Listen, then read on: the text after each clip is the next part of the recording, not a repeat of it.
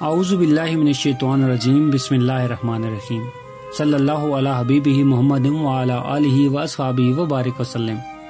اللہ والوں کی صحبت کی برکت۔ مولانا جلال الدین رومی رحمۃ اللہ علیہ فرماتے ہیں کہ ایک کانٹا روتے ہوئے اللہ پاک سے کہہ رہا تھا کہ میں نے صلح کی زبان سے سنا ہے کہ آپ کا نام ستار العیوب ہے، یعنی عیبوں کی پردہ پوشی کرنے والا، لیکن آپ نے مجھے تو کانٹا بنا دیا، میرا عیب کون چھپائے گا۔ مولانا رومی فرماتے ہیں کہ اس کی زبان حال کی دعا پہ اللہ تعالیٰ نے اس کے اوپر پھول کی پنکھڑیاں پیدا کر دیں تاکہ وہ پھول کے دامن میں اپنا منہ چھپا لے۔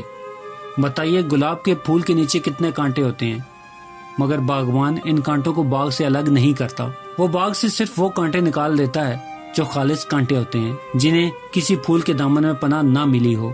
اسی طرح جو لوگ اللہ والوں سے نہیں جڑتے ان کے لیے تو خطرہ ہے، لیکن جو گناہگار اللہ والوں کے دامن سے جڑ جاتے ہیں ان کی برکت سے ایک دن وہ اللہ والے بن جائیں گے۔ دنیا کے کانٹے تو پھولوں کے دامن میں کانٹے ہی رہتے ہیں، لیکن اللہ والے ایسے پھول ہیں کہ ان کی صحبت میں رہنے والے کانٹے بھی پھول بن جاتے ہیں۔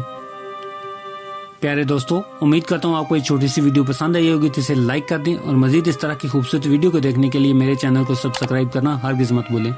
بیل کا بٹن بھی دبا دیں تاکہ آپ کو نئی آنے والی ویڈیوز کا نوٹیفیکیشن مل سکے۔ ملتے ہیں ایک نئی ویڈیو کے ساتھ، تب تک کے لیے اپنا خیال رکھیے گا۔ اللہ رب العزت آپ کو آسانیاں دے اور آسانیاں بانٹنے کی توفیق بھی۔ اللہ حافظ۔